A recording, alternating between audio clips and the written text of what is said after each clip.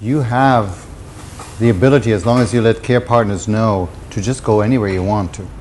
This is really, you're in charge. If you feel this resident can now really use some quiet time, it's a little sometimes tough. You're in a community, and not everybody is an extrovert. Not everybody likes people necessarily, or that much, or different degrees. So getting them off the floor, giving a little quiet time, going to the park, sitting there in the park, maybe giving a little distance, a little space to the people. Give yourself some space. You don't really see elders on the streets of America very often. So we have really the ability to bring them out, make them visible, so they're not invisible. Bring them out there.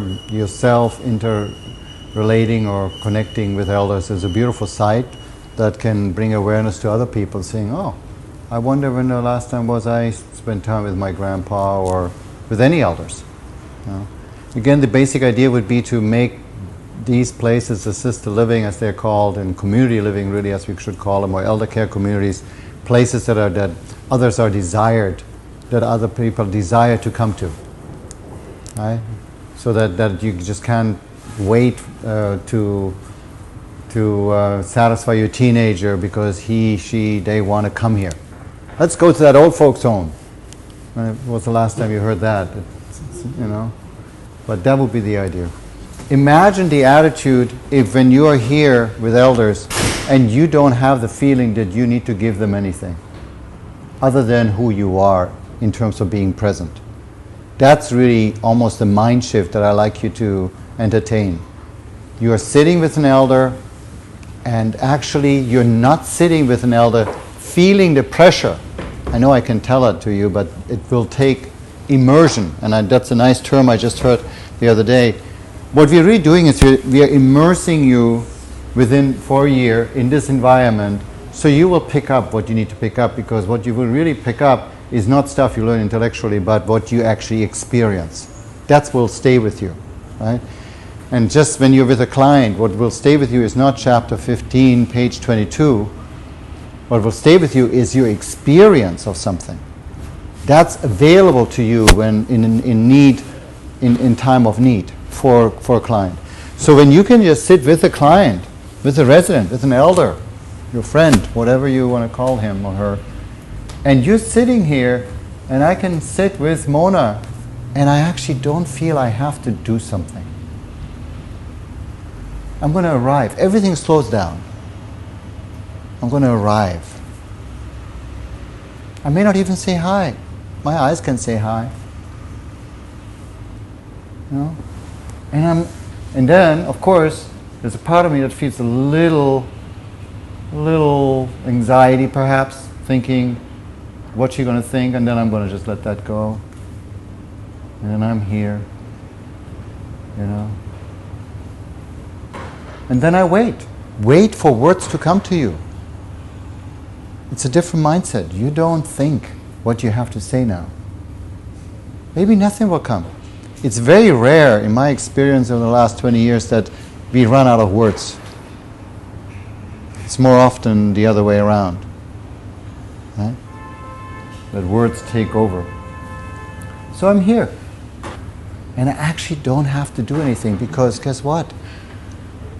The client knows. You don't know anything, really, except what you know about yourself and some things. But she knows best what's up, where to go. This is what we call process work. We are following her process. Maybe we'll wait for her to say something. Right? We'll just sit here.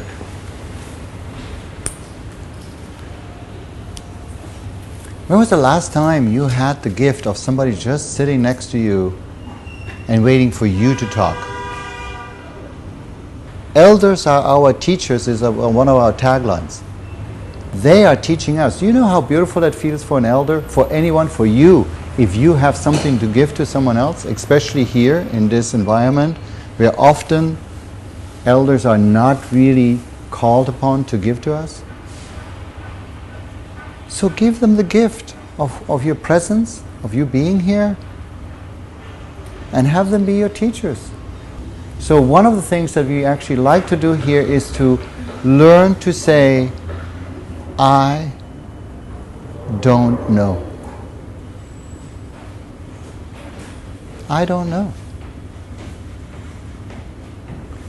Ask me something. Can we go to the park? I don't know.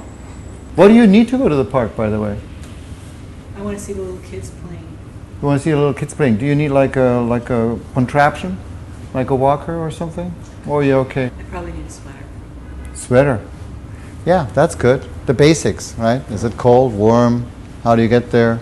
Is it okay? So that's a foundational precept, or whatever we want to call that. You don't have to do anything other than to follow the client's process.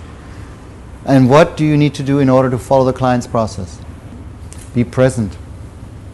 And if there's a technique, what do you think is a foundational technique to be present with somebody else? Notice your mind racing. Notice you want to say something, you want to break the ice, you want to kill the silence or whatever, and then slow down and no, I want to actually be here, and I want to give him or her a chance to speak and be there and get to know me differently, not just through words, but also thus through my presence. How do we affect people? What's our aura? Yellow, green, blue, and how does it affect, and how does it, and some people get affected this way and others get affected that way. So that's a learning. How do I impact others? What's my energy field? And if I just run because I checked on my car and then quickly come here, that's one energy field. If I come in here, I wanted to still put that sign here, that, what is it? Center before you enter, right? So you come here, you center. I'm going to be here now. Forget the ticket. Forget I'm hungry. Forget this or whatever. I'm going to be here. And now I enter. Saying hi to people, important. Hello, and acknowledging. All of us like to be acknowledged. I mean, there are millions of little things that you can overlook or not overlook or pay attention to as you're entering. So they give you. So that's a big relief, because that really should theoretically take off all the pressure for the year. Right? You have nothing to do, you don't know. That's a big thing. You learn to say, I don't know. You learn to feel, I don't know. Because only when you learn and when you know that you don't know, can you be open to the other bringing you something in. Because if you know something, the other can't get in. Right? Because I already know. Be open to the mystery. So we are doing an immersion. We are learning by doing. And really, lots of what we're trying to do is what you would call reframing. I just got an article. It was why I'm exaggerating. Why I'm happy that my grandfather, or that Alzheimer's affected our family. And actually what it was talking about is that it slowed me down. It made me more related to my grandfather. It made me more present. It made me pay more attention to his or her need. It made me reach out more, etc., etc. So it's a way of reframing, right? You can look at this as a terrible disease, or you can look at it as a gift. That's a reframing, or it's a revisioning, right? You come from a mindset, and then really what we are hoping you can experience in this year is how it opens up. Aha, I always thought of things this way. Now there's also another way of thinking about it.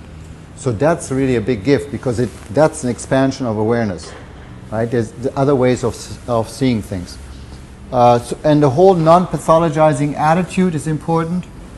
What does that actually mean? What does it mean not to pathologize? Not to treat something like a disease. Very well saying. Do not look at something as a disease. For example, there is a major problem with assisted living, which is the concept itself. What do you think is wrong with that? Why shouldn't we be called assisted living? Assisted living actually emphasizes what needs assistance. Even our most high acute, so-called high acute residents don't need assistance all day. They need a little assistance here and there. But I'm defining him or her by the assistance they need. That's like me defining you, like we have defined people with color. They're black people, right? As if that says anything. So what does that say about you, right? I mean, it's like me, I'm the person who wears white t-shirts. What does that mean? So let's not call it assisted living. let's not call it a facility either, because that's a very hospital-like and institutionalized. So we're an elder care community or an elder community. Why we are talking so much about this now and why we are saying elders are our teachers is because we would really like to help you shift an attitude, because the mainstream is so much thinking of elders as weak and they're over the hill and they need all kinds of care, because the way you look at them, like I mentioned yesterday, will make all the difference and they will feel it. I'm so glad people believe in an aura and an energy field, because they will notice if you look at them, as I like to say, with eyes of disease or pity or poor things or so glad that I'm here and I can help them, or are you looking at them in ways where they actually, you are honored to be in their presence, irrespective of whatever their condition might be, especially if their condition is difficult in the mainstream language, especially if they need a lot of what you call care. It's a privilege to be with them in all of these different situations. And if they can feel that you truly have that kind of vision, are revisioning them in that way, they also feel valued and they feel, wow, I have a sense to be here. I have a purpose. I'm going to help these youngsters become deeper people. I'm going to help them learn all the things we talked about yesterday, the elder values. You know, I want to help them to slow down a little bit. I want to help them to be a little bit more here. I want to help them to understand a little bit more about the mystery, about death and dying, about enjoying the moment, as you guys said yesterday. You know, that is the deep work here. You know, so they're here to help you become deeper, more grounded, more centered, more loving, caring, kind, compassionate people. And ultimately, when we're all on our deathbed, that's what probably matters most, at least to what many of the sages are saying, you know. So that's a big journey.